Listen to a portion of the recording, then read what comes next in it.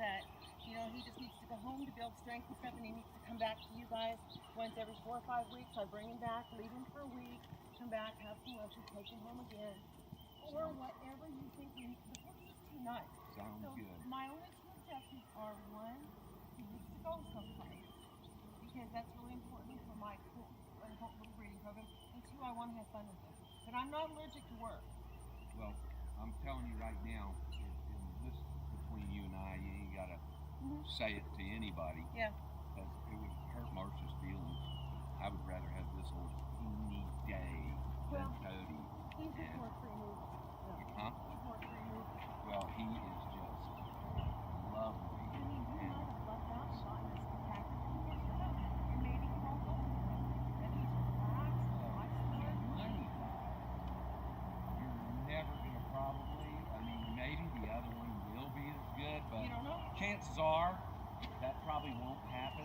Just the odds of horses of, you know, striking up what I call a Yeah, you don't get it every 10% time. or horse that, you know, is nice, that you very well can get the money out of, and then all of a sudden you get one that's not so nice. Marcia, watch out. Oh, I'm You're sorry. hitting all those leaves, you're making spook go. I'm sorry. I just wanted to see how she really ride. Yeah, well, and maybe, you know, like you said, I probably couldn't afford a German riding pony that's this size. And the big thing is, I've got to have a replacement. My buddy is 19 years old, and he still feels fantastic, but the bottom line is, he is on the downhill side of things. This is a good-minded horse that'll be a great replacement. Yep. And it's also a horse that you probably can get quite a bit of money for. So, I mean, the Money's choice not important. is yours. Yeah, the money is not part of it at all. Then he's a horse that I think you can go up the ladders. I actually think, yes, second level is well within his reach and yours. You just have to work at it. Yeah. And I believe you're ready to do it. Well, you know, it's kind of had the epiphany a couple of weeks ago that maybe the reason I'm not half training level is not because of the trainer, but maybe because of my lack of work ethic. I'm doing everybody else first, just about, I kind of figured out that you can't do that. Yeah. And when God gives you something really nice, you need to do something with it. There you go. Dog stuff. All right. I love your attitude. Like I said, you can do it. You try and find It's out? time. You know what? You're young enough. Yeah. You're plenty young enough to get going, and then let's do what your goal and dream is. I'm waiting. I've already got it marked in my head that you are going to show second level. And that one day, it won't be that far in the future either. One day that we're both going to be smiling, saying, "Do you remember the day you were out at the arena and we said we were going to show second level? Today is that day. Go in and have a great ride." Okay. It's going to be there. So all you got to do is have the goal. You do. Work to achieve This it. stuff is just a head game. And you're That's all right. it God is. gave you this horse. He's a nice horse. All right, let's go try. Out here big. I'm going to do very little steering. I'm just going to stand here. And you put him on the bit and steer it.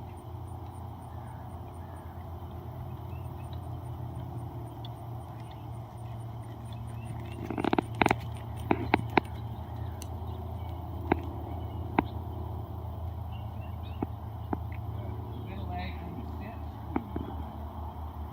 Keep encouraging that rear end. That's going to be your biggest thing, is that rear end coming forward onto you.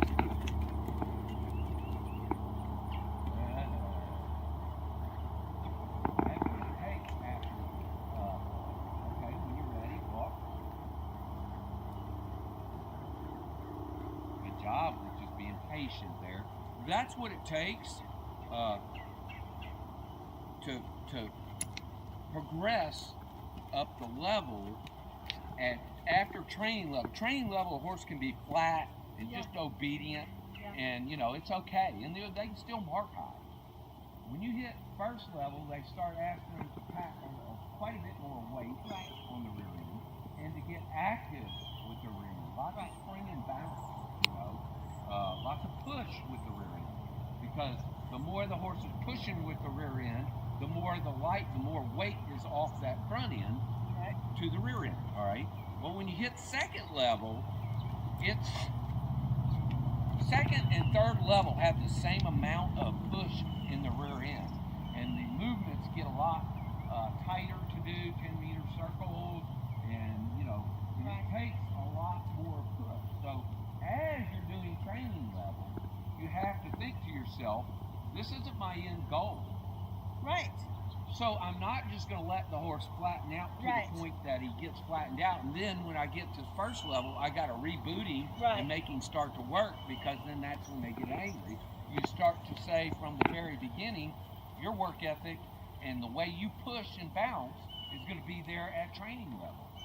Then there's no adjustment. All you're doing is, and that's why people can take the horses up pretty fast up the level. Because they start out. They start out with how they want that horse to travel and go, and then the horse like him isn't strong enough right at first. Right. But you keep riding him that way. You Right. keep asking for Right. him to be that way.